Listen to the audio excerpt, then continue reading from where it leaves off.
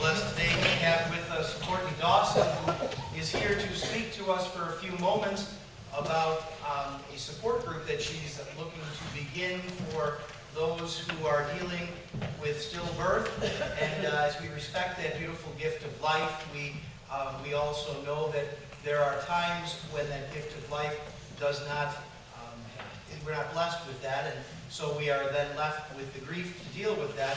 And this is an opportunity to begin a group to assist those in dealing with that, to be able to come together and to celebrate the lives that we're blessed with, and the lives that are now angels with God. And so I'd like to invite Courtney forward for a few moments.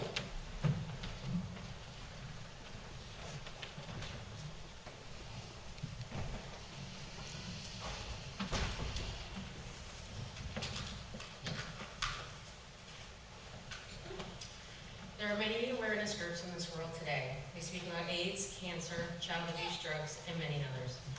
As many of you know, October is Breast Cancer Awareness Month, but I'm not here to talk to you about any of those.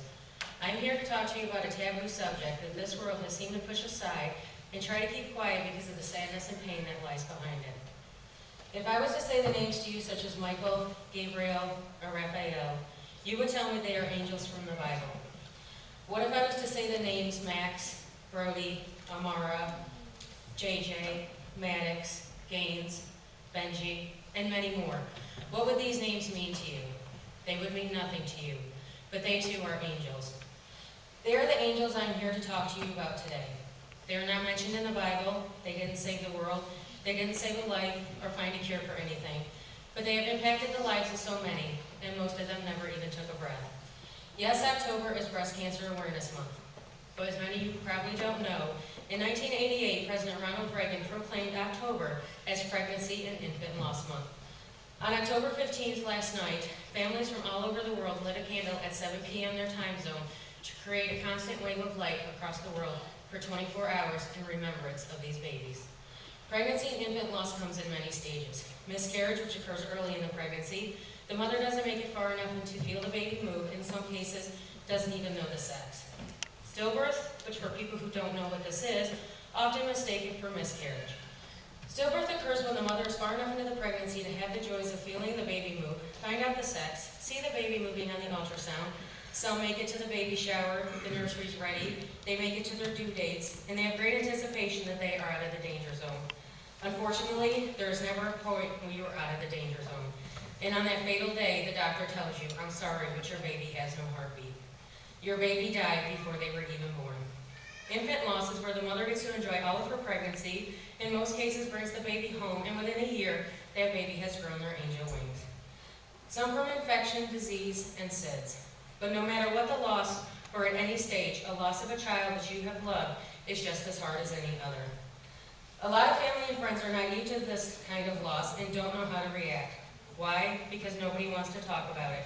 People need to be educated on pregnancy and infant loss, and friends and family need to know what the mother is going to go through. People need to know that no one is immune to this. It doesn't just happen to other people. It can happen to anyone. 1 in 4 women will experience a miscarriage, a stillbirth, or an infant loss in their lifetime. Many experience multiple losses. Many women suffer from infertility after a loss and feel helpless and hopeless that their only chance at motherhood is gone.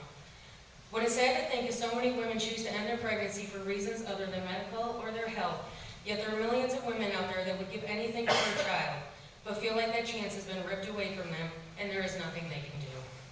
Most people that have not been through this kind of loss tend to say that babies die because the mother didn't receive proper care or didn't take care of themselves. But in reality, the mother did everything right.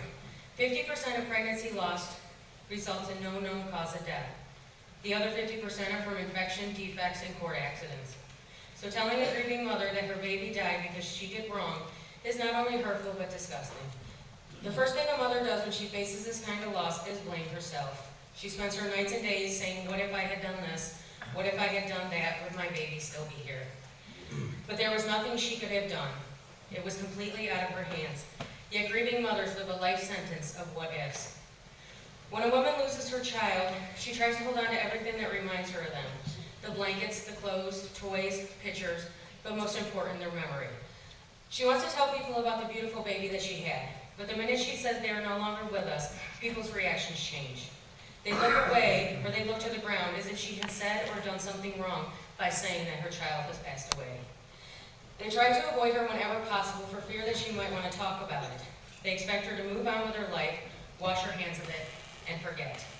What people don't understand is a grieving mother never moves on with her life. She is learning how to live a new life, a life of a mother with no baby to hold. She wants to talk about her baby just like any other new mother wants to talk about hers. She wants people to see how beautiful they were, just like any other new mother shows up baby pictures. She doesn't want to hear, "I don't want to see that." It's not a that, it's her baby. A much wanted and loved baby. She doesn't want to hear, "Don't worry, you can try again." Try again as if she failed. She didn't fail. She won. She won the honor of holding an angel in her arms, and no one can ever take that moment away from her. She doesn't want to hear, "You can have more children." I ask you this, which one of your children is replaceable? And remember those who suffer from infertility. That may have been their only chance. She doesn't want sympathy from anyone. All she wants is understanding and time to grieve. She doesn't want you to feel like you can't talk about her loss with her because you think it'll make her remember and she will be sad. I promise you she hasn't forgotten.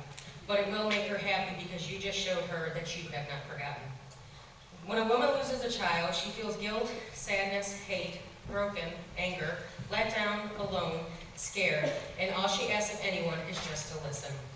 A grieving mother couldn't tell you what she did a week ago, but she could tell you every detail of every minute of the last day she spent with her baby. No one knows the pain she carries in her heart. No one knows how many times she hid in the bathroom at work and cried. No one knows how many times she cried herself to sleep and then went on the next day pretending like everything was okay. No one knows how many times she asked God, "Why my baby?" No one knows how many times she thought about taking her own life to end the pain and just be with her baby. No one knows the struggle she faces every day to hold her head up high and say, "I am a survivor of baby loss." It's not just the mothers who grieve. Grandparents, siblings, aunts, uncles, fathers, they too lost their baby. How does a parent explain to their other children that their little brother or sister went to heaven?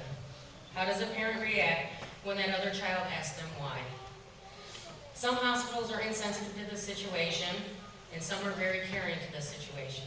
So I would just like to give a special recognition to the United Memorial Medical Center in Batavia. They were a wonderful staff. They're very hard to.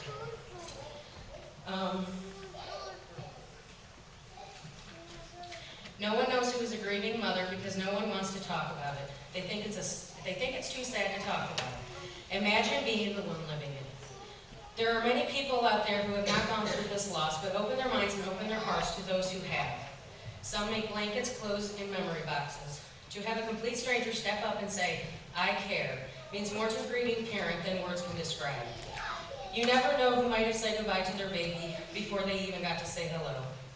It could be your doctor, your child's teacher, the woman next to you on the bus, the waitress you just got angry with for messing up your order, but little did you know this was her first day back to work after burying her newborn son last month, and all she is doing is trying to go on. You just never know. You never know if you will be next. No one is immune. I always said that this will never happen to me, and that I would do everything right. And still I stand here today before you and say, I am a grieving mother. My child passed away. He was born stillborn at 9:26 a.m. on January 23rd, 2011. He was 1 pound 13 ounces, 14 inches long. He was beautiful and perfect. I named him Max Robert David Dawson. He is my heart and my soul. I will not be afraid to talk about him. I will not be ashamed to talk about him, and I will not be silent anymore. I belong to a sisterhood of grieving mothers bound by our angel babies, and together we will love our babies. We will talk about our babies. We will keep their memory alive. And together we can break the silence. And all we ask of you is, are you willing to listen? We would like to start a support group. There are support groups out there for people who have lost children, but they usually tend to be older children. We would like to start a group for people who have suffered pregnancy and infant loss, which is a year and under, to have somebody to talk to, because bottling the pain up it's eventually going to get to you. So this is your chance to speak up and speak out, and maybe for the first time, somebody will be there